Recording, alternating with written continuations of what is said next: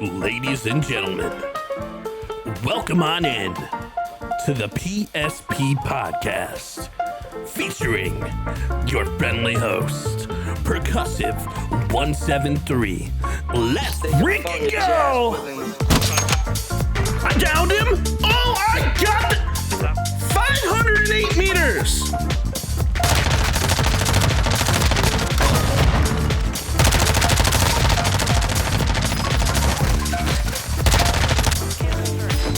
Literally, I'm pushing everything right now. I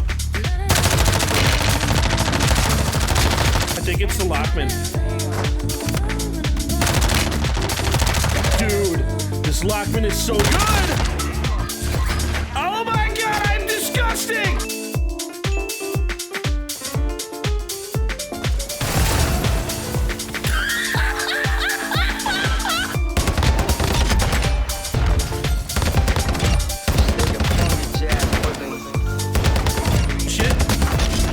I'm just gonna shit on him. He's dead. Did I just ace? I just ace. Let's go. Just take a funky jazz with him. Easy triple. Ladies and gentlemen, it is my pleasure to have you be a part of the PSP Podcast. And I'm your friendly host, Percussive 173, and let's have a freaking party.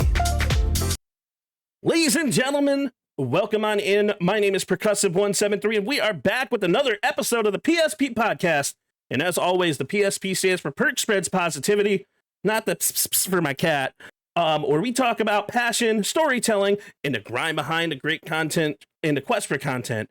And today, we have somebody who is absolutely amazing. She's gorgeous. She's awesome. She is a light in the streaming space, and I could not be more excited to welcome Serena Harris, who is a creator that owns her own lane. If you've ever felt stuck, scattered, kind of unsure where you fit in the content world, this right here, this episode's for you. We're talking about finding your niche, we're talking about building brands, and we're talking about everything that you should be as a newer creator. And you know what? Let's turn it over to Serena. Serena, welcome on in. How you doing today? Hi, I'm so excited. You didn't have to hype me up that much. Oh, of Thank you. I course. appreciate I always it. do. I mean, you're good people, and like I always enjoy coming into your streams and watching your content. It's awesome. So, Yeah, thank you. That's very sweet. Appreciate it. of course. So, Serena, why don't you tell a little bit of world about yourself, people that may not know who you are. So, who is Serena Paris? Well, hi. Hello, besties. My name is Serena Paris. I am a silly goose. I'm a chaos coordinator. I am a yap princess. I never know when to shut my mouth. I'm obsessed with Taylor Swift. I have three beautiful kitty cats named Clyde, Khaleesi, Rainy. I play way too much Fortnite to be as bad as I am. But I'm just here for the good vibes. I love what I do. I love to promote self love, self growth, self empowerment. I always believe that the only person you should be in competition with blah, da, da, da, da, da. I truly believe that the only person you should be in competition with is yourself. That's a And I'm W really statement. excited to be here. So thank you, Perk, for having me. No, it's a pleasure to have you here. And like this, it's honestly really cool because I come in your streams and you always have positive energy, and like your streams are really awesome. And like I feel like you're really comfortable now, like as a streamer, and like going to the past conventions and like streaming for as long as you have. So, what games do you like to play? Oh, yeah. I mean, like you said, I've been streaming for 5 years now, and the main game I W, keep going back to is Fortnite. Fortnite. But between the 5 years, we did jump on the Among Us hype, we did jump on the Fall Guys hype, we played a little bit of Baldur's Gate 3. My community did make me play Elden Ring for a little bit, which was horrible, and I did not do well at all. We do some just chatting, we do some makeup streams, cosplay streams. My biggest scariness when it comes to stream is playing solo games. I never really grew up playing open world games or solo games, and I'm very bad at making decisions. And I'm always scared my audience, my community isn't going to want to watch me play those. But sometimes those are the best games to play and have your audience kind of help you along the way. That's a W mentality because when I honestly like that's one of the reasons why I'm still stuck on Call of Duty, which I know is kind of like a dying game. Because like it's really interesting because like going into the variety self and like being able to go out of your comfort zone to play different games or going out of your comfort zone to talk to different people, I think this is really awesome. And like when was it that you realized that you wanted to go into like just the variety style? It's so hard because I just had this conversation not too long ago with one of my other friends. People in the streaming atmosphere are gonna tell you, "You have to niche down or you're not gonna make it," and then on the other line, there's people who are like, "You have to play variety or you're not gonna make it." I I see that a truly lot. believe that the streamer has to do what makes them happy or they're not gonna create good content. A lot of people are saying IRL content is taking off and you're not gonna make it as a streamer if you're not doing IRL content. But I totally believe if someone does not have the vibes, the energy to do IRL content, if they were to do that, they would flop and it wouldn't work for that. I hate streamer advice like that. It's hard because you're damned if you do, you're damned if you don't. I think at the end of the day, it really depends on you, the content you wanna make, the content that makes you happy, because if you're not having a good time as the streamer, your audience can tell. For me personally, I've always considered myself variety, but again, mostly Fortnite. Fortnite with a side of variety, you know?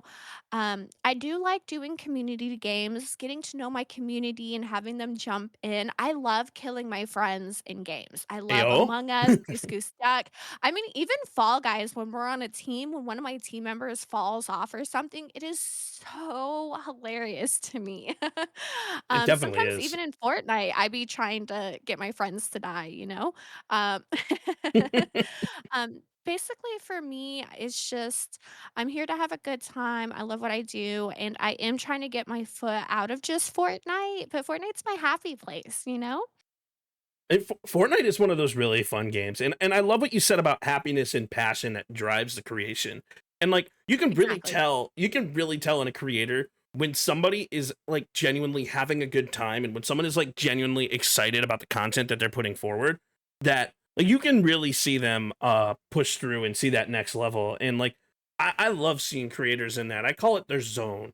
And it's Exactly. it's so difficult for creators to find that zone. And one of the things that's really interesting um is people don't really realize how hard it is to find your niche, your zone, and like what you're comfortable Amen. with. And it varies from person to person. So in like honestly, you can really one I guess where I'm going with this is I've seen people that don't find their niche experience burnout way quicker. Like Burnout I is real. it's so real. So real. Because like if you're not happy with what you do, you're gonna start hating what you're currently doing, and you're just gonna get into this motion where you're pressing the live button instead of being like, "Yo, I love this," you know? Yeah. And that's what I've always told myself too. Like, I love streaming. Um, I don't like when people have the thought like you have to love every single second of it because that's Right. not true. Not true at all. I've had some of my amazing jobs throughout my past, modeling, acting. I even work as a photographer's assistant right now. I've loved a lot of that experience, but sometimes you hate your job. True. Sometimes you have an off day. And I always try to remind myself, if it's okay to have a good day, it is okay to have a bad day or an off day. But you have to really step back, take some breaths, take time for yourself, and really rest. That's hard for me to say because I don't rest a lot. And I'm sure my friends and mods who are listening being like, what? What is she talking about? She doesn't do that. But my community has really taught me that sometimes I do need to step back turn off social media and get away from it because really when I go to sleep at night, I think about how much I love my community and my friends. And then I wake up being like, dang, I get to stream today. Or days that I don't stream, it's like, I have to do offline editing and not talk to my friends, you know? People forget that, like, when uh, you're editing things, like, it takes a lot of focus, and, like, we don't try to oh, ignore you, like, we promise. Like, a lot of the stuff that you guys, like, see when it comes to content and, like, streaming, even, like, from a podcast stuff perspective, you guys don't actually see it because we're doing stuff offline. We're making sure the NDI sources work. We're making sure, like, the tech is kinda hitting, and even still, you experience tech issues. Like, I experienced tech issues literally as we were starting to stream. So, it's yes, crazy. exactly. Mhm. Editing is the worst, but I really feel I like love it it. can make a video, even just small little things, and sometimes I hate doing it, but really if you want to be a content creator and you wanna grow and you want to post places, it's so important to put a little bit of a pop or a little bit of a sound or a GIF or something very funny or catchy right at the beginning of your video. But working hard is so, so important. For me, I get really upset when people who have never been in this space is like, all you have to do is go live and you play video games. That's so much fun. And I'm like, you do it, bestie. Do it. So easy. So easy to Yeah, make try all it. this thousands and thousands of dollars. Go ahead, do it yourself. Oh, wait, it's not that easy, is it, bestie?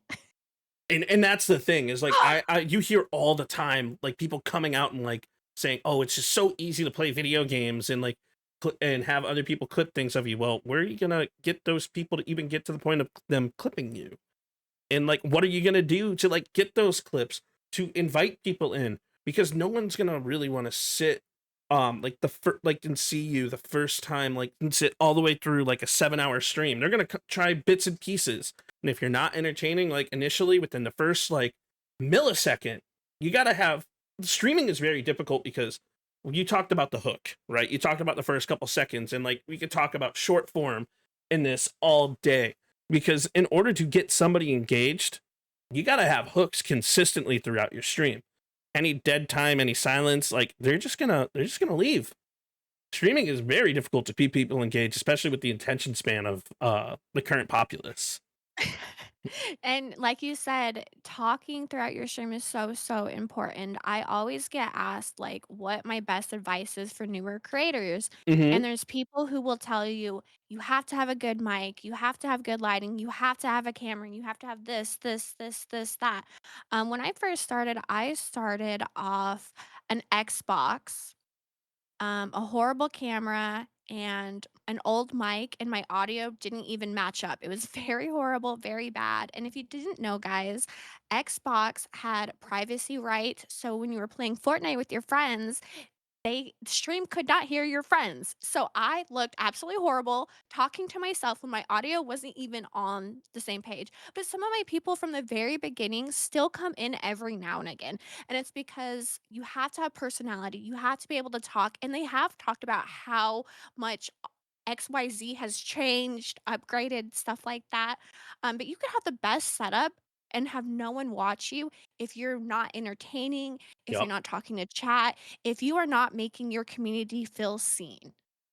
And that's so big. That's so important. Like, you gotta, like, streaming is, like I said, it's next level when it comes to hooking your audience in.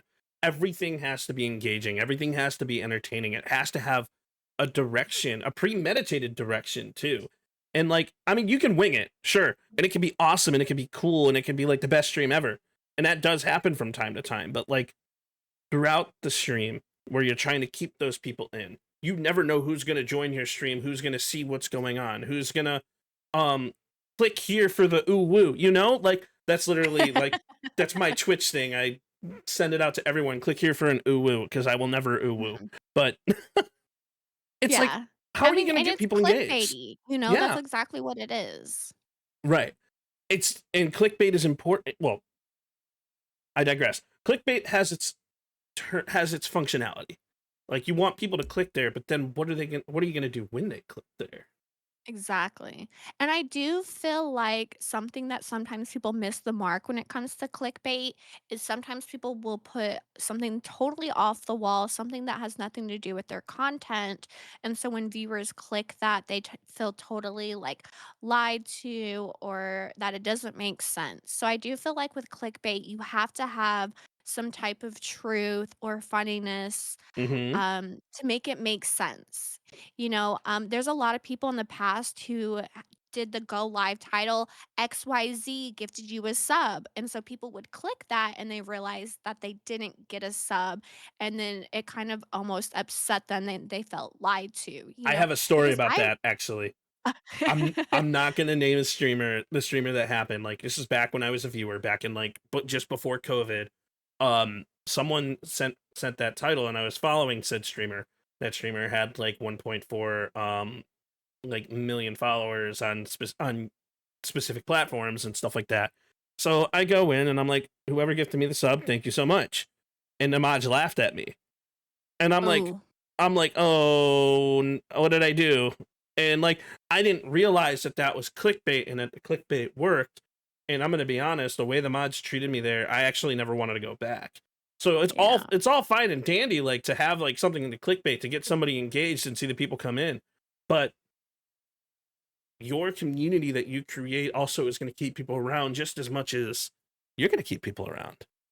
And it's really like you said, it's a reflection of yourself. Your Hmm. mods, your community, your VIPs, they really are a reflection of yourself, and I've gotten really good about interviewing my mods beforehand, letting them know that you can be your own person, especially on your own time other places, but in my channel, we are going to do XYZ, and I need to make sure that you're comfortable following my rules. And especially like VIP and other community members, like you said, we welcome people in, we make them feel seen and happy to be there. I can't imagine my mods just making fun of someone for instantly coming and saying something like that. That's very bullshit, for sure. And it happens in the streaming space from time to time. But so, as a newer creator, um, we always struggle finding our niche. And I still haven't really found my niche, although I would love to say that podcasting is part of it because when it comes to podcasting, I'm completely different than I am in the game. Um, like I love playing Call of Duty. I've always enjoyed that game, but it's gotten to the point where it's so difficult to create content in such an oversaturated um content field. So how does how do you think it's possible for somebody who's new in a content field to find their niche? That's a wonderful question. And I kind of find that that one is a harder question because, again, Hmm. I have been around the streaming world for 5 years. I have listened to all the streaming advice out there, what works, what doesn't work. And as much as something can work for somebody, it can absolutely destroy someone else who does it the same Hmm. exact way. I One piece agree. of advice isn't really going to work all the way around 24/7 for every single person, I mean, of course, upgrading your stream, being very talkative, things like that, of course, but when it comes to either variety, niching down, it really depends on the person. Can they be engaging?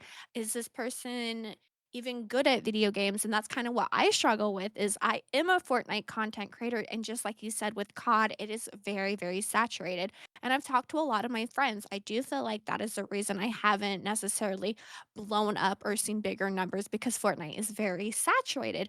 But I do know that Fortnite makes me happy. I make good content off it. I love the community that I've met through Fortnite. But when it does come to either doing variety or niching down, you have to know what type of content you as a creator want to put out. And something that comes along with that is knowing that you can change your mind. Having boundaries in this space is so important, but if you wanna start as a Fortnite content creator and you want to jump to makeup or cosplay or playing horror games, you can do it. Sometimes your numbers might fall off, sometimes it might feel like you're starting over, but you have the power to control your stream and take care of yourself, your community, and to do what makes you happy, truly. I couldn't agree more. And like, you definitely need to be.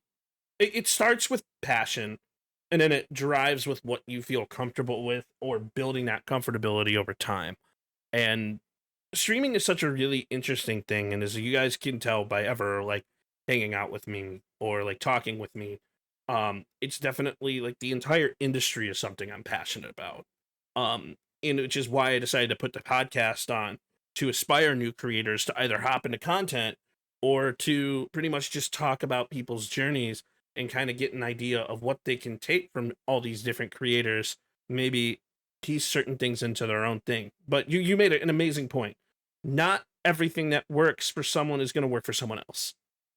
And we see this happen a lot where people will join like um creator network discords and or just like creator chats, and like it'll be great for like the first like couple days or couple weeks, and then it turns into a self promo channel only, which Yeah, I'm like gonna the follow for follow mentality. I actually posted about that today. Follow for follow doesn't work. When Yeah. you want to actually pride yourself in gaining an organic following. And if I had an advice for any newer creator, it's to post content before you hit the go live button. And that could be as little as just before you go live. It can also be like months and months and months before you hit the streaming button, because if people start following you for your content, you're going to want to see how that content's created. And that's exactly how I follow Bad Bear Gamer and got into the whole um like streaming world through him and X Marie Angel. Like I love their content, and then I went to their streams. So what do you do specifically in regards to your content that might draw people in a little bit? Goodness. I try to post anywhere and everywhere that I can, especially like you said, right before stream. I've tried really hard to try to at least post a TikTok, Instagram, Twitter, YouTube, even if it's just a short, something very short, sweet, get it out there. I try really hard to batch my content sometimes. And if you don't know what that means, it means when you have a couple free hours to set and edit your content, get it ready and draft it into your social media. So I have a bunch of drafts in my TikTok, over on Twitter, and then that way I can just look at my drafts, type something out, and sometimes I even try to have the whole post together. The title, the hashtag, so I just have to push a button and get it posted up. um, and that way it makes it easier. So when you're going to stream, you're not sitting there having to do all of that beforehand. I mean, it does take a little bit to make sure you're posted everywhere before stream, but trying to make a video and edit it before stream is such a nightmare sometimes. So batching my content has been very, very helpful to me.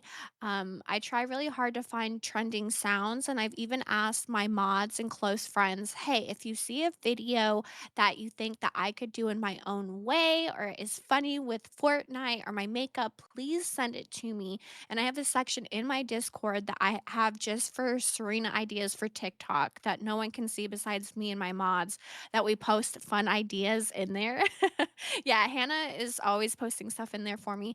But if I don't have an idea or anything, I can look in there real quick and find something that's very fast paced, something that I know I could do very quickly, so I can get content out. Getting content is so, so important. Some streamers will say, or content creators, whatever you want to call us, will say that you don't have to do other social media. Oh, I disagree with And that. if that, I yeah, disagree with exactly. that. I will also disagree with that.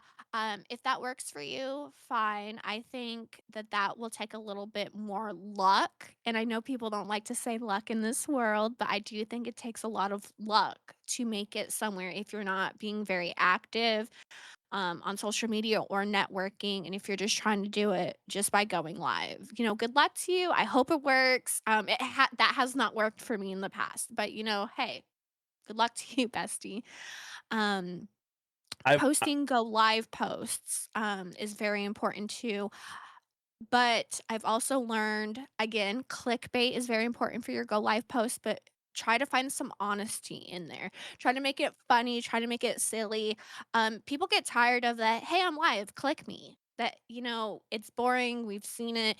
You gotta make your audience feel connected to you with your go live post or your go live notifications if you have one through Twitch, Kick, YouTube, whatever. Um Making your audience feel seen is a huge part that I do work on, and it's very important, absolutely. And that's so huge, like, when it comes to, like, going live. I mean, like, the TikTok algorithm will essentially pull everything in.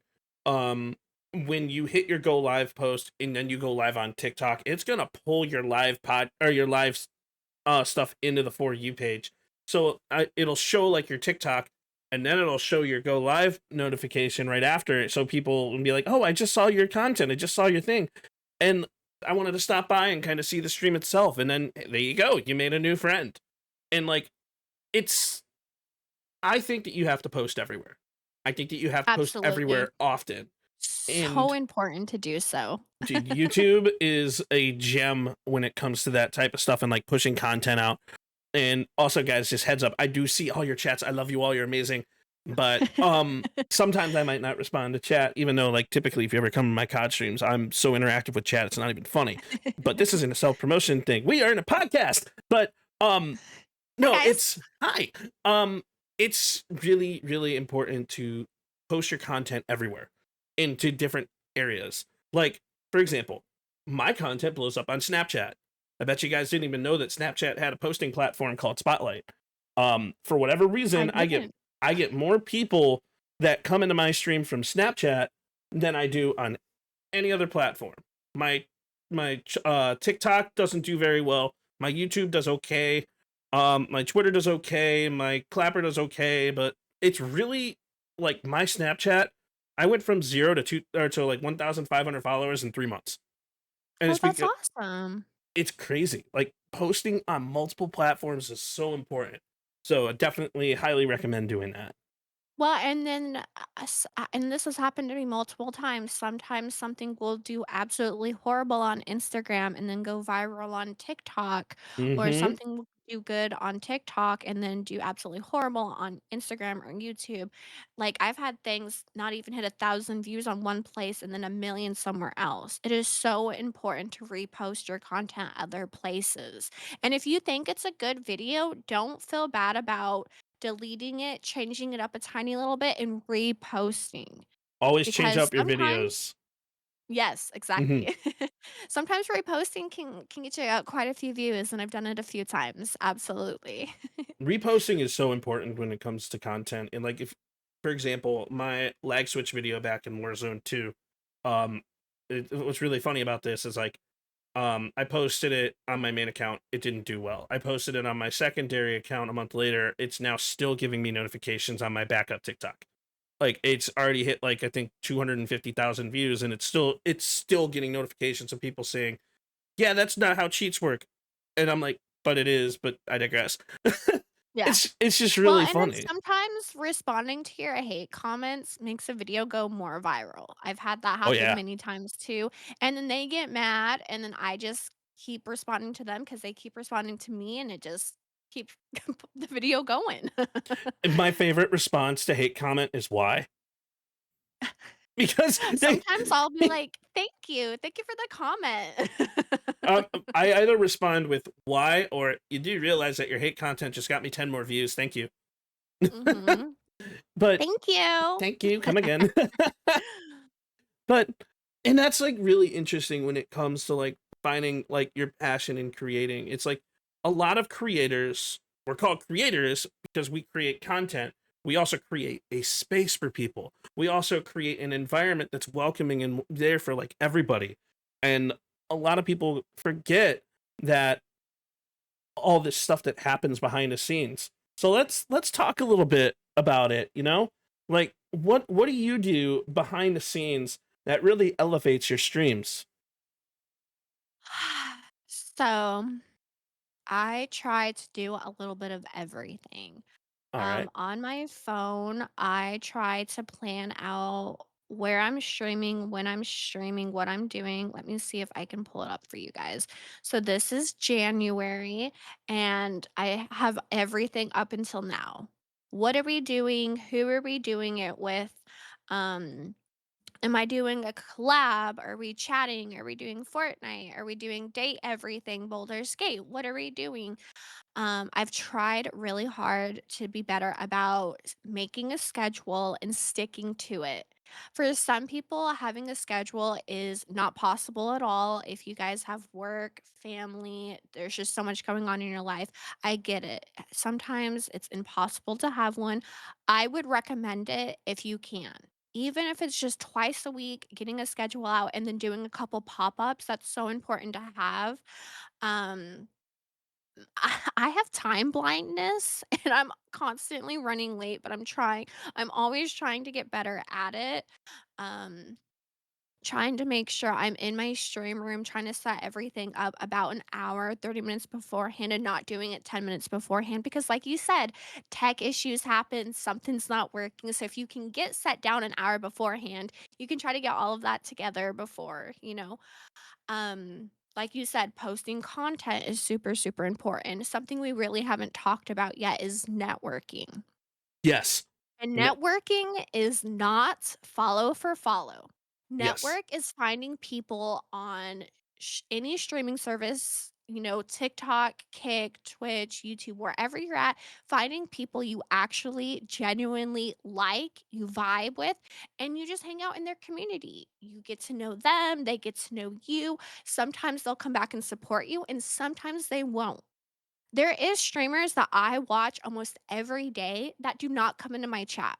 And I'm not upset about it because I like their content and I have to remind myself my content is not for everybody and I totally get it. But I thought about it the other day. I know that there's streamers who come into my chat that I don't always get to hang out with either, Mm-hmm. unfortunately. Streamers are busy and there is not enough time to support all of us. It's truly impossible to do so, but that's why I like other social media. I really do. If I can't catch your live stream, I can post on your TikTok, I can respond to your Twitter, I can leave a comment on your YouTube. Like if you are friends with other content creators in the space, you can support each other, not just through live streams, but networking is super important and there's so many people who are like, "Well, I followed this person and they didn't follow me back or they haven't checked me out." That's not networking. That's so much of that follower for follower mentality. But if you find communities who are similar to you and mesh well with you, some of those people will come back and that's how communities grow. But you have Mm-hmm. to be genuine about it because if you're not genuine about it, you will not grow and it will not work. I I'm trying couldn't to think. agree more because networking is one of those things that people fail at consistently. For somebody who has a business degree like myself, the first thing that they teach us in regards to networking is to make your friends and enjoy your Yes. friends. Also, it looks like my TikTok is frozen, unfortunately, Oh, no. but TikTok, what are you doing? nah, it. I will refresh that in a little bit. So But I have it all in one note, Ika, so at the end of the year, I can go back and kinda see how many streams I did without it being in different spots. yes, and what I really so networking in a nutshell. That's what we were talking about, and I'm so sorry that I just got sidetracked with that. Networking is the idea of communicating with someone to achieve a collective goal. And people forget that. It's more than just achieving a collective goal, it's a mutually beneficial interaction. And like for example, when you and I met at at the convention, right? Um however it was, like you had no idea who I was. You probably had no idea that I even watched your content and enjoyed your content. So I made it known who I was and how much I like your content and how much I enjoy your content. And then you found out that, oh yeah, Perk does this thing too. And that's really freaking cool. But it's like being able to identify and find a common ground to be able to grow your community and passion is such an important piece. And like Exactly. networking And is not incredible. being like, "Hey, check me out, I'm live right now."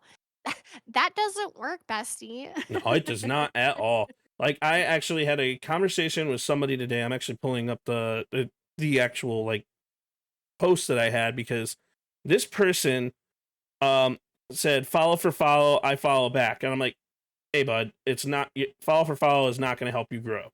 And he's like, it would. And I'm like, no, it won't. How many people are actually going to tune into your streams and follow for follow? How many people are going to actually enjoy your content? How many people are going to interact with you and become a viewer? How many people are going to actually watch you for your videos? If you want to follow for follow, why don't you just go, if you want to follow for follow, why don't you just go to a Reddit thread and go buy followers? Like, Ugh. it's the same thing. It'll boost your numbers, but numbers aren't going to make your content more enjoyable and keep people around. Only you can. And his response to me was, dude, it's not that deep. It's just Twitter. And I'm like, then go buy followers then, homie. Oh And he's like, I'm god. broke. I don't give a crap about this. Like, I just need connections. And I'm like, and this is why you're not going to grow. And this is why I blocked you. But Well, thank you. make real, genuine connections then, bestie. Bingo. You Genuine have to put the connections. work in. Hmm. So important. And people forget that. And it's like being able to find your niche inside of the streaming industry and make friends within your field is about making those genuine connections too. You can't find your niche unless you make those connections. Exactly. And sometimes it can be hard to put yourself out there.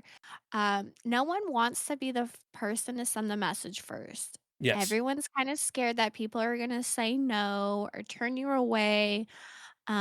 But I've gotten really good about messaging people, asking to do collaborations, maybe hanging out beforehand.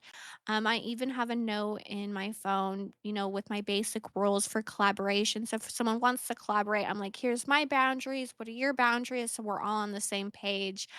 Because I feel like there is some streamers out there who don't really understand or respect streamer etiquette because there is a lot that goes into collaborations. Everyone is different when it comes to streaming. I feel like push to talk, deafen, things like that are very important. Some people don't do that. And I just like to be on the same page. Oh yeah. Some people are more family friendly, some people aren't, and I think it's just really important to have conversations with people before you just jump into a collab, because you just never know what's going to happen. Um, Like People even that are you and I dense and last shallow night. can't be helped. Yeah. Yeah, exactly. I'm really glad that we had a conversation last night, Hmm. because sometimes, like, especially if you've never we've chatted before, but Right. sometimes when people are like, "Hey, let's do something," and it's like, "Oh, cool, but I don't know who you are. I haven't really watched your content. Let's hang out. Let's do a quick Discord call," things like that. A lot of times I don't do collabs with brand new people. I'll either play on their stream first or have them play on my stream first just so you can get the feel for a person. Um, I'm And it, not very family friendly, so when I play with people who are family friendly, I'm like, "Oh, I don't know if this would be a great collab," but being very open and honest about how you are, how your content works, can help with networking. You exactly. know, and you shouldn't be doing collabs with people who don't mesh with you or have the same vibes really for the most part. Dude, vibes are so important when it comes to collaborations. Like, and I'm glad like you kind of brought out like you have to get a feel for the person that you're going to collaborate with, because not only do you have to go into a collaboration and know that it's going to be mutually beneficial for both people collaborating, you have to like be able to allow them to still be able to interact as themselves to their community. And like it's people forget that, and like people turn off their push to talk and just leave their mic open, which like some people love that. Some people love Yeah. open mic, and other people are like, all right, if you don't have a push to talk, you're gonna interrupt my content. And like, I really want to do a video where how to collaborate the wrong way with someone, where I will literally go in, like, work with them, like we know this, and then just collaborate in the worst possible manner, like constantly sit there and like hit soundboards, and like just I weird hate that. things. I know, and everyone does, but um it's not just like that style of content either. It's like understanding the collaboration aspect and being able to actually talk to your partner beforehand is another way that you can help find the people who work with you and find your niche within the streaming world. So it's Exactly. it's so interesting though to see like people um like networking in the wrong way. Like my biggest fear when it comes to networking and reaching out to someone is they're immediately going to think I'm flirting with them because I'm a guy. I don't want that mentality. Yeah. And again, that's where it's kinda scary reaching out to people, you know, Hmm. For me, depending on who the person is, if I've met them before, that does make it a little bit easier. Like you said, if you've True. met them, you put a name and a face. I'm really bad with names. So like I'll meet someone for the fifth or sixth time and I'm like, what is your name? I know that I know you, but I don't know your name. um, And like but remembering names is you so. really have to. Oh, go ahead. Oh, I was saying like remembering names happens, and like even when we go back into like a convention and be like, oh wait, so what was your name again? Like Yeah. that's okay because you're still communicating, and that's already starting that battle. So. Exactly. And for me, like, even if I know that I've interacted with someone at a convention or I've seen them before, most of the time I'll go up to them and be like, "Hey, I'm Serena." And a lot of times people are like, "Yeah, I know." And I'm like, Mhm. I don't ever want to assume because the first time you assume, someone's not going to know and then you're going to look like a dumbass. And someone may not um, know who you are, and you may have just made a best friend by exactly. introducing yourself properly too. Exactly. And just because you know who someone is at a convention doesn't always mean that they're gonna know who you are, like you just said. Um, Hmm. because I've had a couple people at conventions come up to me and I was like, "Who are you?" Then they said their name, and then I'll be like, "Oh yeah, I've seen your name in chat or this." But especially when it comes to viewers, you guys get to sit and look at our beautiful faces all the time, but we have no idea how some of you guys look. True. So it's very nice. That's why I love name tags. Oh, name tags are so good. I always carry a couple Serena Paris stickers with me because some conventions won't do names for privacy reasons, and I totally get that. I kind of feel like conventions should have um the creator decide if they want their name on the badge. I know Yes. that at a certain point, they can't have names on badges if you get accepted last minute or something, but I totally understand, especially people who do the PNG tubers, the VTubers, things like that, they might not want their name on that or just other privacy reasons, I totally understand that. I'm a name tag person. I love when people know my name. I understand that it wouldn't work for everybody, but I think that would be such a fun idea. But if they don't have a name thing, I carry stickers with me that have my name, so people are like, "Oh, I know who that is." And I'm a firm believer that they should hand out like your creator tag just like as a creator, but then also hand out something like a secondary style of tag. Like I like the little shoulder stand for like the people that have like your name like listed on the shoulder, like right above your head. So it like sits Yeah. on your shoulders and then it will just like be like right above you. And like you could choose whether or not to wear that. But if you wear Yeah, it and people don't exactly. know who you are, it's like, oh well that's percussive. And that's That's that Serena. person. Hmm. It Uh, and that is so funny. we talk a lot about like conventions and like etiquette and stuff like that. And like I want to kind of hop back to the behind the scenes stuff that we don't really talk about and people creating content forget. Like you talked about scheduling being huge, and scheduling is so important when it comes to the content field, whether it be with collabs. But a lot of things that people don't see is that we're our own audio engineers. We're also our own video engineers. There's a certain level of technological prowess that we need to have um, to be able to just make our streams work. Like I could sit here and do an up and open settings discussion with OBS and like understanding bitrate, understanding nested scenes, understanding internalizations and NDI and like stuff that like you guys wouldn't even think of when it comes to streaming because everybody's set up different. So what Yeah, is for something sure. within your setup, whether it be from a tech aspect or just from a tools aspect, that you think we should know as new creators? This answer is gonna be very hypocritical because Sure. I have not done it and I still have problems with it. My partner does a lot of my IT stuff, and I'm very grateful for him. Hey, that's okay But though.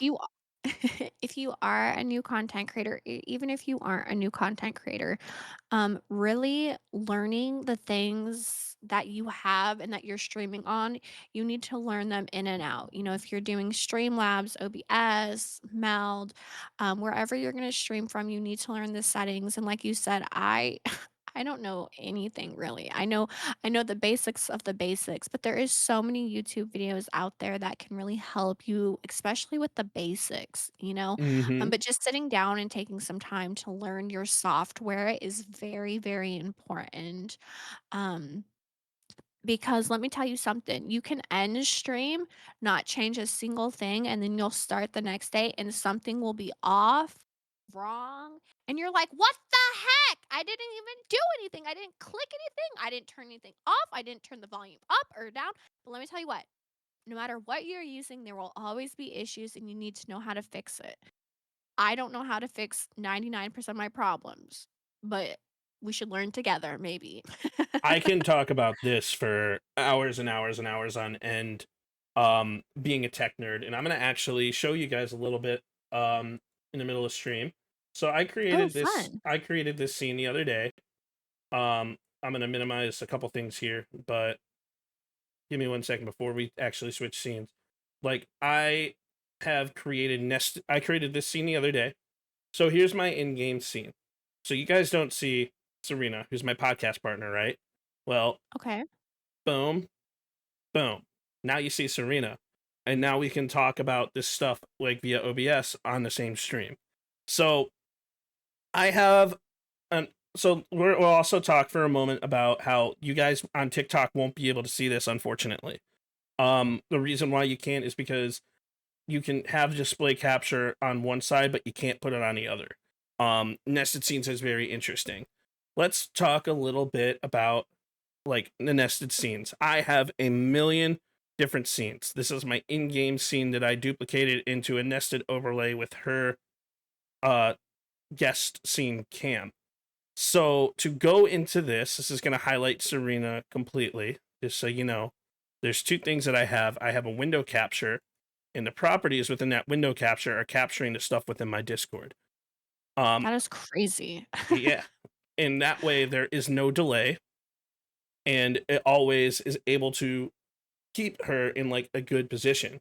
Now I can actually increase the size of her if I wanted to, but that's cool. But what I really wanted to talk about in regards to like nested scenes and stuff is the fluidity of it. So now that you have that nested scene, you can actually stream at a higher bit rate. Sorry, I'm trying to go into the output settings here. So I'm streaming at 6,000, but I record at 55,000. Okay. Um, One of the lessons that I like to teach people is upload versus download. When you stream at 6,000, which is the ideal bitrate to hit 1080p. You can actually grade that to like 10,000 if you're trying to stream at 2K. Um, from a recording aspect, so streaming works with upload speed. Your recording works on download speed. And I don't have fiber, so that's 900 megabytes down versus the uh 40 that I have up. So I'm staying within the realm to still be able to stream comfortably on my computer, but also record at a super high quality level. And Yeah, that's that's how super we edit our important. videos. But I'm not going to go into a whole tech detail on OBS, but that's just like that's like the cool little like beginning stuff that like you have when it comes to streaming and content is like understanding your software, understanding the tools behind the scenes. It's so awesome. Yeah, and for me, like, I've heard nested scenes and stuff, and I'm just like, "Yeah, I'll work on that whenever I get the time." And then I'm Sure. 5 years in and I still haven't done it. But everyone is different and there's so many different ways to make things work. But there's Yeah, also so many things that can create things to be more it's from a technically smooth perspective, especially because I professionally do a podcast, not just here, but in a different area. It's really cool to see like those things in action and to see how things work. yeah, absolutely, for sure. But yeah, let's so what are some other software that you use in regards to the streaming world that you may want to bring up? And then Wonderful question. mhm, For when I'm streaming on Twitch, one of my favorite, tools is Mix It Up Bot. I love Mix It Up Bot. There's a lot of W. different commands that you can make. There is so much on Mix It Up. I have not learned nearly enough about Mix It Up, but there's a lot of different things that you can do to customize your channel, make sounds, put videos, pictures on your screen. It's a lot of fun. I use OBS. I'm trying to think. When it comes to editing, I use DaVinci Resolve. Same here. That is so freaking nice. It did take me forever to learn. I was totally overwhelmed with it. I still am a little bit, but trial and error, watching videos is so, so important to do. And I've finally gotten better about just trying to get better about my content, my editing. I'm always like, I want someone to do it for me. And it's like, maybe one day you can, but right now you got to do it yourself and you got to do it right. And you got to put good content out and good streams out, good editings out. Let me see. What else do I have on here that I use? Let me take a look. I love Um, like OBS. I also love Frosty Tools. oh, Um, Frosty Tools. Yeah, Frosty Tools is a wonderful one. I love them. I use I have Frosty my Tools stream. just to get Oh, go ahead. times. I use Frosty Tools for timestamps. I will Oh, pull it from. timestamps. I will. Yeah. I will actually pull it from my high quality recording, but those timestamps that I have are massive. But 'Cause it that way you don't have to go through and look at a 5-hour video the whole way through. You can exactly, see that this happened or that happened, and you have a better idea of how or when it happened, you know? you can even add that to your I channel for clips too. Yeah, the clips are so good. Hmm. I also have a Stream Deck. So thankful, that has really changed my life. I haven't even looked at that enough to have every you could do almost anything and everything with a Stream Deck. Yes, you can. Um I need to learn that more for sure. For whenever I do a PNG tuber, I use the, oh god, I can't even think about what that is called. I have a little oh my god, where is it? I don't, I don't remember what it's called, I can't think of it. Our last But I podcast, we all actually had Amethyst May, who is a VTuber. Like who we got to talk about VTubing, and it was really cool. It was a lot of really cool information. Yeah, cause oh my god, Hmm. there's so much on there. Oh I yeah. also love to use Video Ninja, especially if I do something similar to this, like a podcast or I have multiple friends on. Sometimes I feel like Discord can fall short on some Yes. things, especially when you have multiple people in a call, and if someone has to jump out or leave, then when someone leaves, the cameras are mixed around and off, and I'm like, "No." We love Video Ninja. Um God, there's so many different things that you can use for so many different things, and you really have to figure out what you want, how you wanna use it, and then really go from there for sure. And especially as an aspiring creator, the amount of technical stuff out there is super vast. So one of the things I urge before you even hit the go live button is to watch some YouTube videos, get to know the tools, experiment with the tools, test it on like with your own stuff before even hitting that go live button. And like there we're our own audio engineers, we're our own video engineers, we're our own production engineers, we're like everything that we do as streamers and content creators is crazy. We can make ourselves sound like a kid if we wanted to. We can make ourselves sound like a demon if we wanted to. we That's so can scary. I know, right? But Oh, there's so goodness. many things that we can do from a technical perspective, all with just the push of the button. I have a Stream Deck XL and I love it. Yeah. It's there's so many great things that you can do. You'll have to get with me one of these days so we can do, like, a little one-on-one class or something. Hey, I'm so down. I will talk about tech until people's ears fall off. But Yeah, because I mean, I have a lot of my basic stuff. I love having, like, the transition button so I don't have to switch over to my OBS and do it. I have a bunch of different sounds, my socials, things like that, but there's I've watched stingers. some videos that I'm like, "Dang, that is insane that you can do that just by a push of the button," you know? For those of you guys that don't know what a stinger is, I'm going to throw my Rally Esports stinger on real quick and change scenes. So, a stinger is a transition between scenes where it's like a little video that swaps to the next scene. Um, a lot Oh, of yeah. a lot of creators actually will go with just a straight fade, but that's what I like to do for podcast stuff. But there's stingers that are like transitional scenes that you can use, and it flashes, it's inviting, it brings the people's eyes in because as creators, we got to keep them optically entertained, audibly entertained, and we can do that in many different ways. Yeah, I was gonna say mine is like heart sparkles with my name. I'm like, "Ooh, that's so pretty." And that's awesome. So, but again, it's all going back to finding your niche, finding what you like, finding like the type of stuff that fits your unique content and streaming style. And as a newer creator, it's so important. So, that being said, on your streaming journey, what was like discovering your niche? Was it just intentional, or did it just one day just click?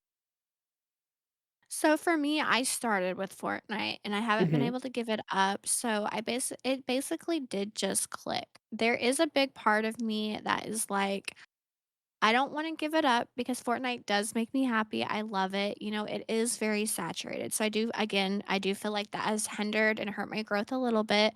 But I love it. But I also have learned that you can do other things on stream that you do love.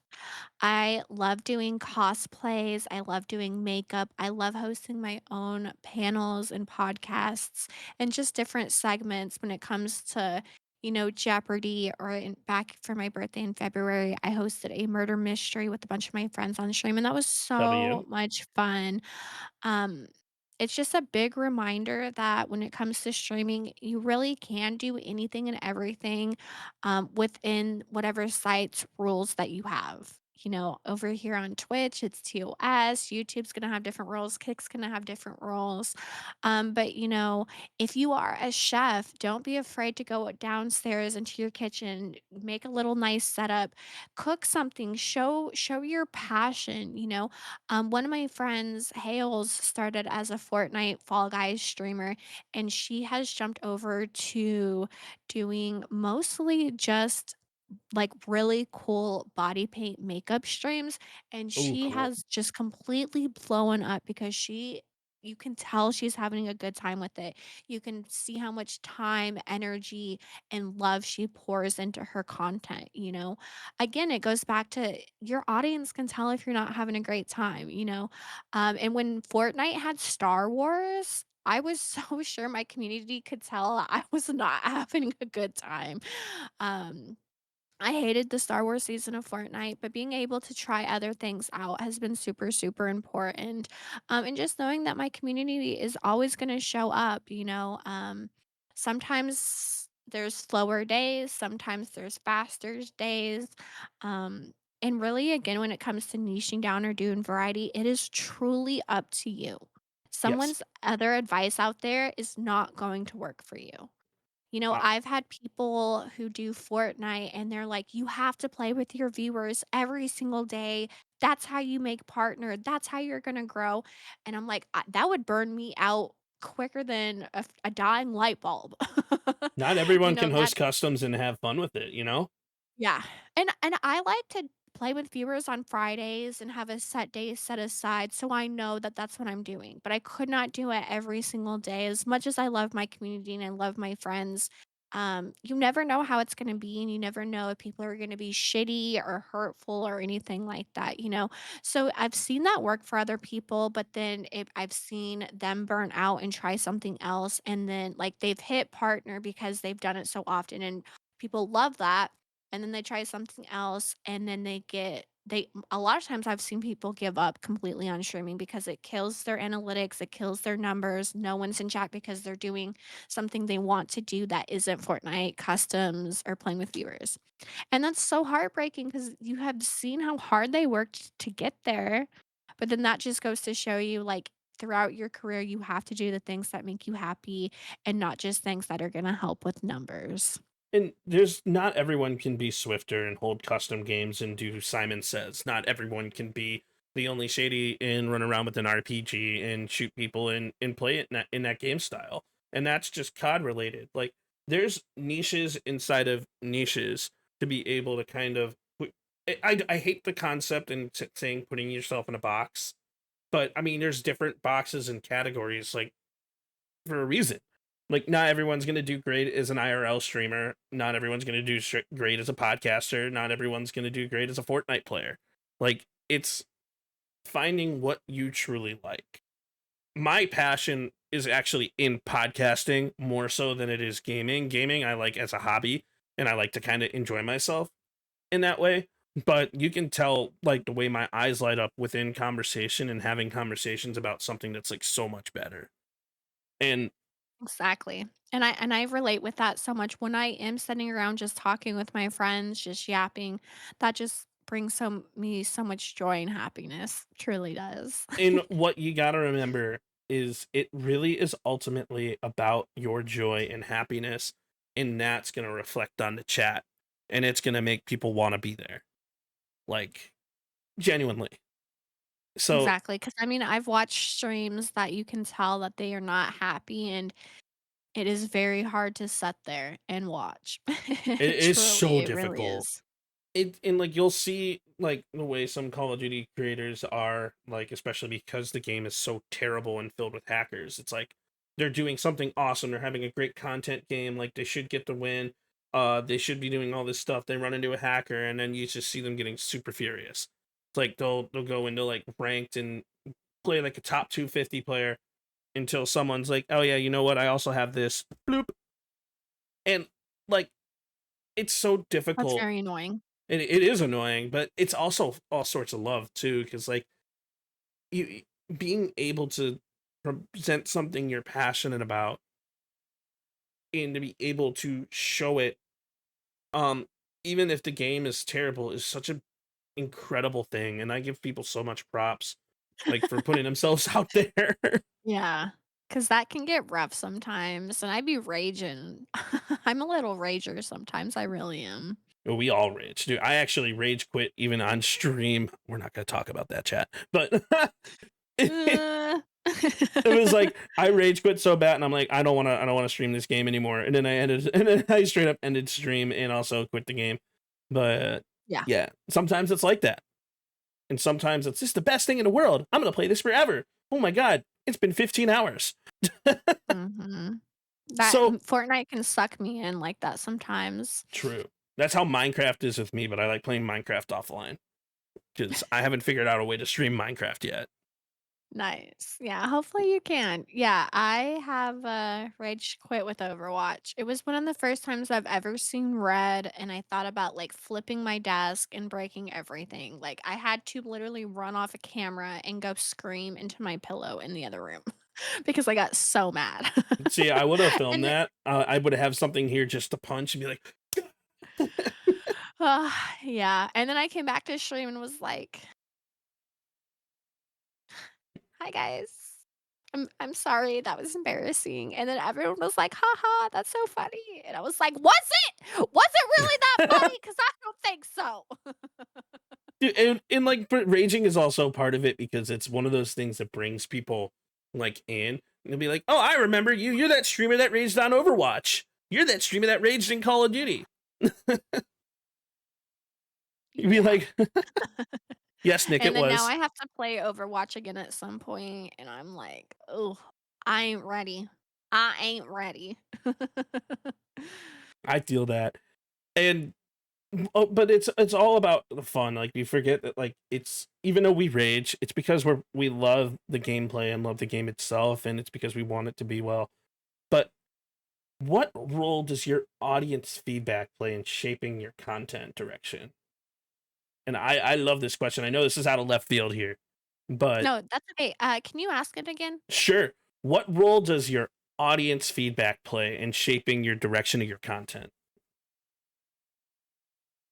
I think that that is a good question. This also goes back to boundaries and being able to take care of yourself, your community, reminding yourself that boundaries can be fluid and they can change. When I first started, I was not 18 plus. I think I was like 19 or 20, and my siblings were still under 18. And I was like, you know what? Anyone can hang out. We can have, everybody hang out with us. And then a couple years in, I was like, I don't want kids around me. I don't want kids playing games with me. And my mods and my community members really stood behind me with that decision. And they were like, I'm proud of you for making a decision that makes you happy. And um, especially with an 18 plus crowd and how much I cuss and how silly I am. I think it's very important to protect us as adults away from kiddos. Kiddos should just not be watching my content. Even though Fortnite can be a kid's game, my content is not for anyone under 18. It truly isn't. Um, but my mods have really helped me come out of my shell, and I'm trying to get better at saying no. I wear my heart on my sleeve. I love meeting new people. I love trying to make sure everyone loves me and wants to be my friend or wants to like my content, but I have to remind myself that's never going to happen. Right. Not everybody's gonna love me, and as much as I am as a people pleaser, people are gonna hate me, people aren't gonna wanna watch my content. So a lot of my mods, my close friends, some of my VIP members, they truly remind me, like, do content for yourself.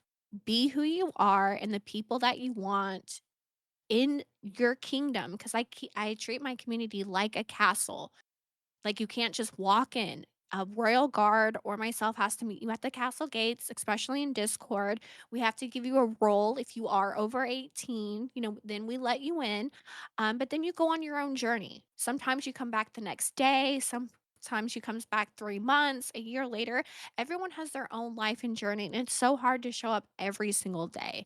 But Oh yeah. here in the Serena Kingdom, anyone and everyone is welcome if you can follow basic rules and have basic human decency. And people are like, that's crazy that you have to say that. Trust me.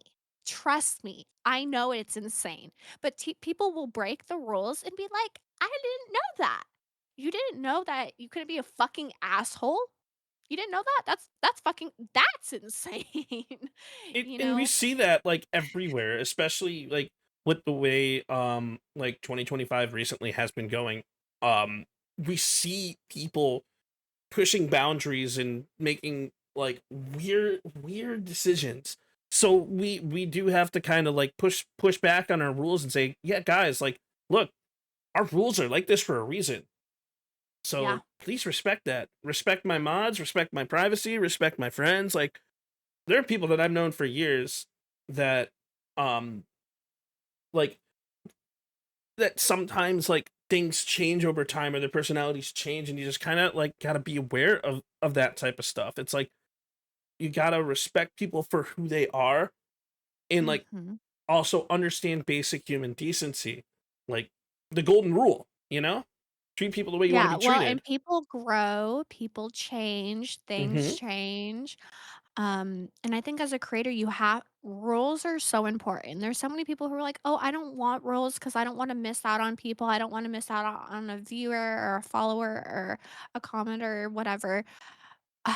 As much as we all wanna grow, I wanna grow. I do wanna be a bigger content creator. I know most of us want that. I don't ever wanna keep someone in my circle who makes me uncomfortable or my community uncomfortable. I mean, just the other day, I did another podcast with a friend the other day, and one of my mods have banned them from my channel, and then they went in during the podcast and was like, your mods banned me for no reason." And I felt so bad for, the person I was on their podcast. I was so embarrassed, and she was like, "Girl, you cannot be sorry. You're not in charge of other people's actions." And she went ahead and had her mods ban and delete too, but it's people on the internet can be so shitty, and you have to remind yourself, you are your own person. You have to take care of yourself. I do think as a streamer, you do have to take care of your community too. Yes. You can't let your community have free reign of everything.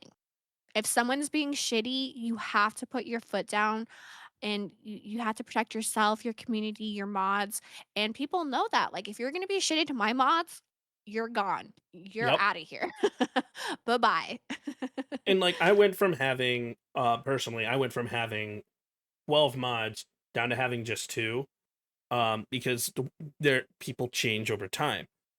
Like, it's you have to kind of be aware as a streamer that like your community and things that you're creating is just it it's so important, because your community is a reflection on yourself. And even if you're partnering with somebody, it's like you also can't be responsible for everybody, but at the same point, like it kind of it's such a weird thing to discuss, you know what I mean? It's a lot of like understanding parasocial relationships, but also like understanding like kind of like how things are.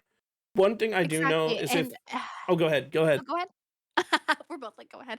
No. And then that's that gray area. There Mhm. is a lot of gray area here in the streaming universe.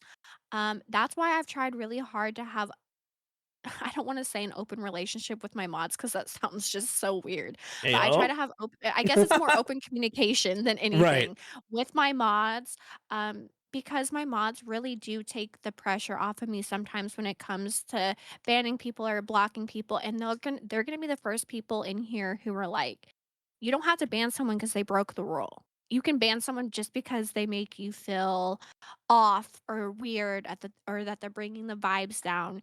And if I have a question or if I have a concern, I can go to them and be like, this person really didn't do anything, but how do you guys feel about that? And just having people you trust in your community is so, so important. Because, like you said, like, God, I have like 300 people in my Discord. You cannot be in charge of every single one of them 24/7, you know? But if someone said something to somebody or especially when it was crossing that line, like, I definitely have banned people for doing things that haven't happened in my stream or that I personally have seen. But if someone has come to me and said that this person makes me feel XYZ, um, I've definitely banned multiple people because of that. And I am this streamer and I can protect my space and I can do that. And that's so important. And it's so important to be able to protect yourself, protect your community, and like ultimately sometimes we do have to make those tough decisions. We can't control everyone, but we can control like the entirety of our community at, for the better in ways. That gray area is so important. So Mhm. switching gears just a little bit. Um Okay. what is the biggest mistake newer aspiring creators make? Oh, what's a mistake that newer people are doing? Mhm. Um, that's rough too. Hi Cosmo, hi friends. Again, guys, we are doing a podcast. We see you guys here. Sorry I haven't responded to everybody, but I'm so thankful that y'all are here.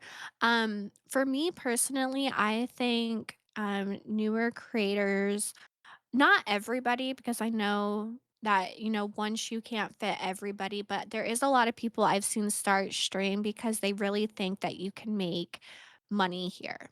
Yes, You I can agree. make money through streaming. Yes, you can.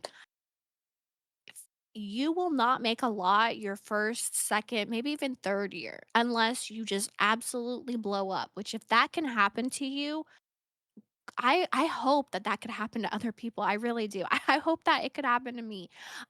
Some months are amazing. Some months are super, super slow. When it comes to content creation and making money, there is really no average. And you have to be ready to understand that. People are like, I want to pay my bills. I want to pay my rent. I want to do this. I want to do that. And as someone who is a full time content creator and who has to make money on stream, I do get that making money is important. One of my friends said this to me about 2 years ago. He was like, Serena, no one would work for free 40 plus hours anywhere. No one should expect that anywhere. If you are going to be streaming, editing videos, posting places, you shouldn't be expected to work for free because there is so many people out there who are like, you shouldn't expect money. You need to be doing this as a hobby, blah, blah, blah, blah, blah. That's also true in some aspects of it. Like, you shouldn't demand things from your community or expect things. And that's why I've started making more money through sponsorships, my Yes. Patreon. You have to have different places to make money. Going live is not gonna make you money immediately, and I think some people think that it's just gonna happen overnight. I have seen it happen to a couple people here and there that just absolutely blow up overnight, but it probably most likely will not be you, unfortunately. I would love for that to happen to me, but we've been here 5 years, and I'm so grateful for everybody who still hangs out, supports me, loves me, just supports me in any way. But it's a big reminder. The money and content creation is very fluid, and you never know how much you're gonna make. Um, we kinda talked about follow for follow. I think a lot of people get sucked into that very easily when you're first starting. You're like, "Oh, this person wants Yes. to follow me, so I'm gonna follow them back." Um, Being very trusting in the very beginning of your career can be very harmful to you. There's gonna be people out there who are gonna use you, have you watch them, support them, but then they're not gonna support you in return, and again, that kinda sounds follow for followy. You have to network, you have to trust yourself, you have to be able to read people's intentions, and sometimes that's very hard to do, you know? Oh, It's yes. so rough. It's so Um, difficult. I agree yeah, with you so much. Like, being overly trusting is a huge mistake that newer creators have. yeah, People expect it, like, oh, you have a multi-million following, I'm gonna follow you and check out your content. But are they really supporting you type deal? It's like, but you gotta be careful kind of who you let in. I genuinely think the biggest mistake new creators make is lack of understanding what it takes and lack of effort. yes. So, Well, a lot of amen. people, you learn from your failures in content, by the way. So like Yes. let's be like straight up and honest here. But lack of effort, like when you post your content, to like, I wish I could show you guys like the first video I ever made versus the current content that I'm making now. Actually, I could if I pull up TikTok, but we're not going to go there. But it's the lack of effort when it comes to making content. Post the things that you're proud about, post the content that you want, put the effort in front and show the people why you want to do it, why you want to be here. You're so right. You're not going to make your money off of just streaming and gifted subs. That's just never going to happen. Like, you make your money on the back end, like actually running a business. Not only are you a streamer, but you also offer this to the table. Not only are you blank, but you do this in return. You offer the Patreon in return. I don't have a Patreon, but I'm just using like kind of what you said as an example. Mhm. Like, you got to be multifaceted in this world to be able to be successful now. Like, you can't just Yeah. be a baseline. I hit a multi collateral headshot in Call of Duty. Love my shit. No, that shit ain't gonna work. Like, Yeah, putting your eggs in different baskets is so, so important, and I mean, like I said, when I started 5 years ago, my setup was absolute shit, and it is so crazy, like you said, to see, like, your first videos to your now videos. hmm I remember my little brother was like, "Do not stream. What you're putting right now is embarrassing." Looking back, it was embarrassing, and it's not good content, but he always was like, "You need to start streaming when you have the perfect setup." 5 years later, I love my setup. It's exactly what I wanted, but the only reason I have the setup I do now is because of my community and my friends. My community have helped me get my computer, my desk. Some of these plushies are the redemptions that people have gotten, and I've went out and got plushies for them. Like, you have to I'm s obsessed with your everyone has plushie to s collection. Just saying. Me too. I have over 200 now, and I'm like, everyone keeps asking me how many I have, and I'm like, "At this point, I have no idea." Not a clue. Um Everyone has to start somewhere, and if you want to start streaming, I definitely think that everyone should try it. I don't Yes. think it's for everybody. I definitely think when it comes to live streaming, a very big thing is communicating and talking with your audience. If you don't want to be very talkative when you're creating content, I think long-term YouTube videos is the better way to go for you. Um, but again, I'm not your mom. I'm not gonna tell you what to do. But it's really hard for me to watch live streams of people playing shooters or whatever, not engaging, not looking at chat, not responding. Again, I think you could do some really cool voiceovers and put a really cool montage together on YouTube for things like that. I can definitely agree with that. Um, I'm gonna have two more questions Okay. for the podcast today because I know like we definitely want to get I know everybody has some stuff that we have to do post podcast too, but I couldn't agree more though with with what you were saying because like honestly like when it comes to like going into the realm of shooters, there is a level of engagement that you kind of have to have with your chat as well as being overly focused on a game. And like that's why like whenever I'm actually in COD, I'll have an automatic message that pops up and says, "Hey, I may not look at chat, but that's because I'm locked in." But Yeah. it's even making your bots interact for you, which is why I'm paying for Frosty Tools, because it's amazing. You can actually interact with Frosty Tools. But I know I've shouted them out twice now. God, what am I like? No, I'm kidding. We love So, Frosty Tools. true. So the first question that I wanted to ask, because we're talking about niches and like understanding what your niche could potentially be, um, what is one sign that someone hasn't found their niche yet, and what is your suggestion to help them find that niche? And I know this is super Another broad. Yeah, another good question.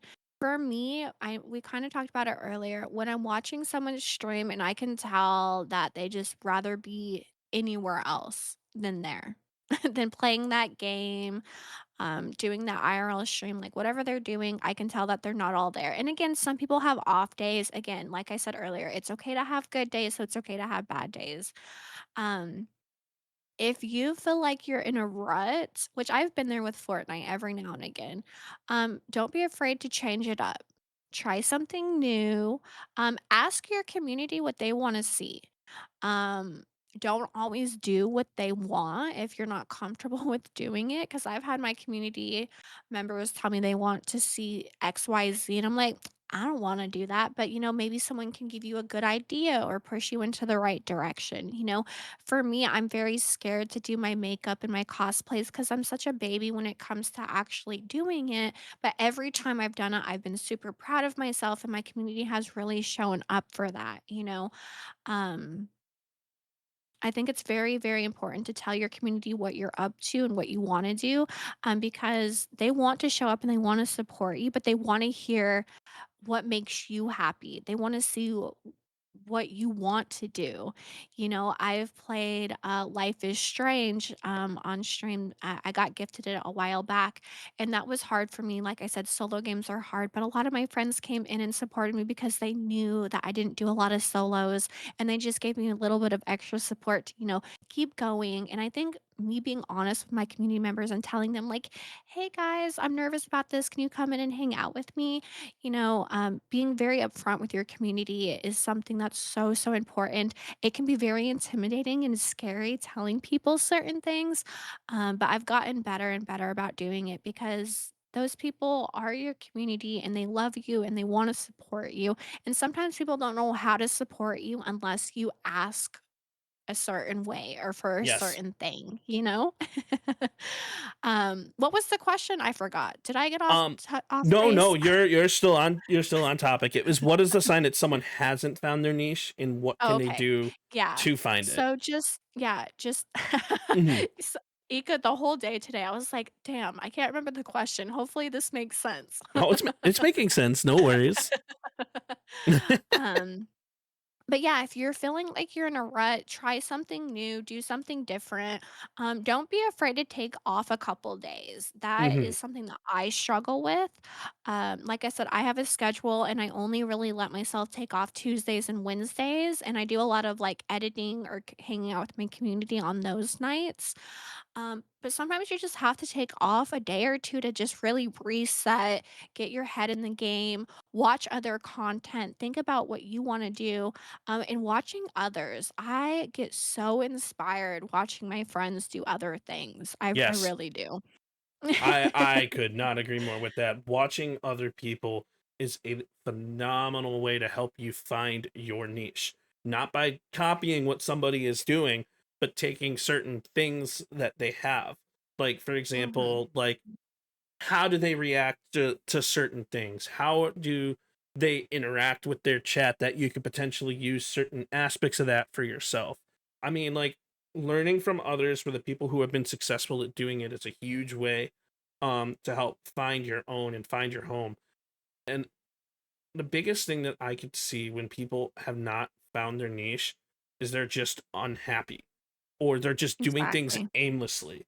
Like you'll see people play COD and they're like, why did my video not do well? I had a quadruple collapse. I mean, if your mentality is like a flatlined like that, you're not gonna be able to do that. Maybe instead of that quadruple collat just showing that, you're a storyteller at heart. You say it's like, look at this, look at what happens when see four rats walking in a line and hit that collateral. It's like the voice of your content could potentially be something that you haven't even tried yet. So like Mhm. seeing CPREDs, for example, make god tier storytelling content, seeing Timmy Toucans and Dr. Chubbs just enjoying themselves in the field for what they do. It's seeing the things that other people are doing and kind of aligning it for yourself. Changing the way you interact with chat, changing the way you have your gameplay. Like that's a huge way to find your niche. And Exactly, and like you said earlier, like, being in a box is okay sometimes, but mhm, sometimes that box can be very suffocating, and you have to get yeah, out of your box, you have to get out of your comfort zone, and you have to try new things because the new thing that you try to do could really work for you and bingo. get your love for content back again, because it's totally okay if you do lose the love for content or the drive for content sometimes. Now, if it's consistently draining you all the time, then you might wanna look at doing something else. Yes. But, just starting over is totally okay when it comes to content, and that's such a big, big reminder for all of us. And it's so huge to just the number one thing that I tell new streamers is just to have fun. Like just have Yes. fun. Like Yeah. And it's just start, like, yes. there's so much that you learn along the way. You said this earlier, but you really learn through the process of it all. You learn through Mhm. trial and error, and you learn through your mistakes, and you can only get better by actually doing it. Exactly. For a new streamer too, I don't know if we've really ever talked about this yet, but Sure. you have to be comfortable being by yourself, and that's something Yes. that 5 years in, I still struggle with it. I don't know why. I do. I have a hard time when chat slows down. I really do. But you have to be comfortable streaming to no one. You have to be comfortable streaming to 500 people. My best advice with that, and something I wish I could, if I could go back into time and do something different when I first started, is when no one was around, to talk more, That was to literally say my things last more. question. And then that's a great segue. My last Okay, question yeah, go ahead. was what's the one thing you wish you knew when you started streaming? Okay, so So, yeah, kind of what we just kind of started with. mhm, Um Is that it's not gonna be easy. yes. I came from a background of modeling and acting, and I was one of those people who was like, "I'm gonna break into content, and Imma be famous 2 months from now, 3 months from now." Let me tell you what, that did not work. That did not happen, bestie. Um but really, when I first started on Twitch over 5 years ago, when chat was dead, a lot of people, and I did it too, kinda just played the game and didn't really think about it. I wish that I would have practiced more with talking. People can talk all day long, but when you're in front of a camera and you're playing a game and you're trying to think of things to talk about, it is way harder than anyone really knows until you've done it. I get overstimulated very quickly, so trying to soothe myself while I'm listening to music, Fortnite, thinking about what I'm gonna say next, the lights, the sound, it is so much all of the time. It really is. Um but when you're streaming to no one, that is the best time to talk about anything and to get practice in, because when people start coming in, at that point you have experience. You Mhm. kind of know how to talk when a chat is slow. And if you've talked to nobody and you can keep a steady pace, you'll be able to do phenomenal when you have 5, 10, 20 people in there. You will be good to go. If you don't know what to talk about, I got this advice. I don't even know who gave it to me. And I do it sometimes, not always. I have a bunch of sticky notes at my desk, and they say, write things down that happen throughout your week that you want to talk about. Talk about your day, talk about what you're excited about. Um, try to make everyone feel included too. You want to say hi to everybody, but you also want to ask follow-up questions. If you Yes. know someone has a cat, ask about their cat. I know sometimes people are a little bit more private, so if I have someone who comes in who I know has kiddos and stuff, I'll be like, "Hey, I hope you and the fam are doing well," because I love that as a viewer I don't it depends on what you're doing and how chat is going, and sometimes all you will get is a, "Hey, how's it going?" But that doesn't really give the viewer much to go on. But if you ask follow-up questions, if you make them feel included, sometimes you have to have a one-sided conversation with chat, and sometimes that's Hmm. very hard, but the more you do it, the easier it gets, I promise. So and to bounce off that, if you can't stream to 0 people, you can't stream to 1,000. Can you say that again? Okay, yeah, if you can't stream to 0 people, you can't stream to 1,000. For example, Amen. I was the difference between raids in this situation is so crazy to think about. Back in year one of me playing Call of Duty and making COD content, I got raided by Timmy Toucans, and instead of just having fun, I got scared, nervous, and I was sweating.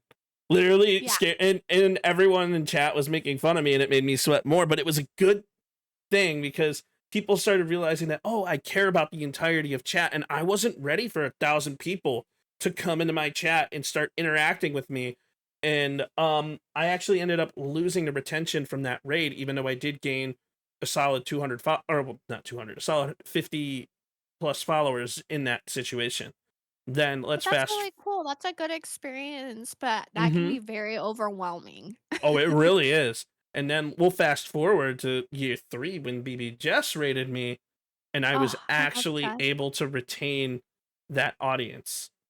Mhm. So being able to talk with yourself and enjoy things by yourself is going to allow you to retain those people if raids happen.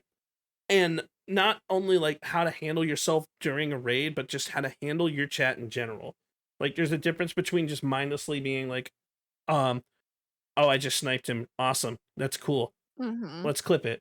Versus, all right, guys, we know that this guy is going to be in this building.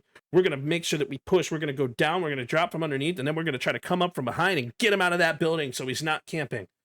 That difference in mentality, talking through your gameplay, is Yeah, so in-game huge. comms are so important, especially if chat is slow, but sometimes people aren't watching 100%, so if they can hear what you're doing and, like, get a visual for themselves, regardless of what you're doing, is so helpful, Oh, so yes. helpful.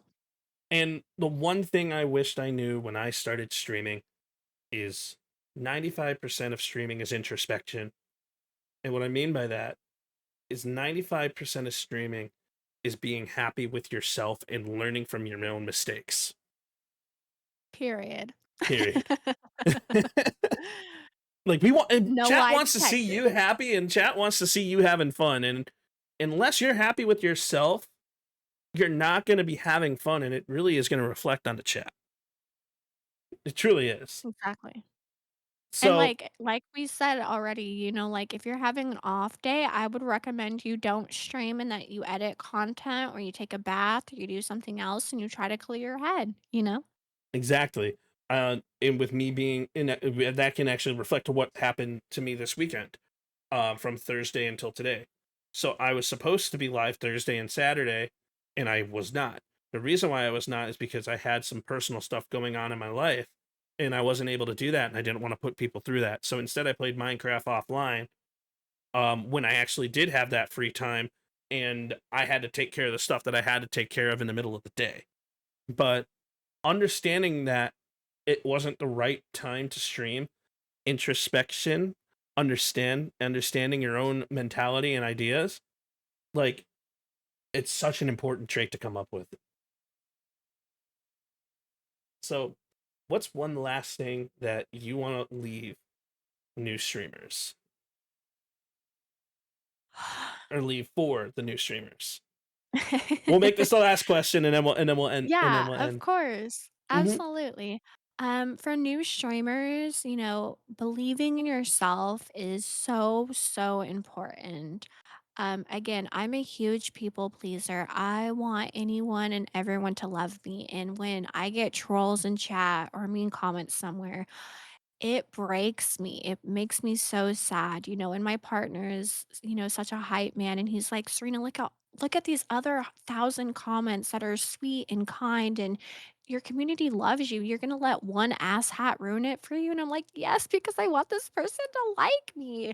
And I am getting better at understanding that not everyone's gonna like me. Not everyone's gonna like Perk. Not everyone's gonna like you. It sucks, but it is the way it is, but you have to think about it yourself. There is people out there that you will not watch. True. I know it. There is There's people out there 100%. that I'm not gonna watch, that I'm not gonna hang out with, that I'm not gonna support. Your people will show up for you. You're Exactly. gonna have to work hard. You're gonna have to make content, edit content, get it out there. Believe in yourself. Something that I have always reminded myself is no one else is going to do it. Yes. No one else is going to show up for you like you can show up for yourself. You have to be your biggest hype person. Bingo. Even if you don't believe in yourself, you gotta at least pretend in the beginning. That is And so fake it important. till you make it sometimes. That is so important. Um, You definitely have to be your biggest hype person, and you have to believe in yourself before anyone else can believe in you.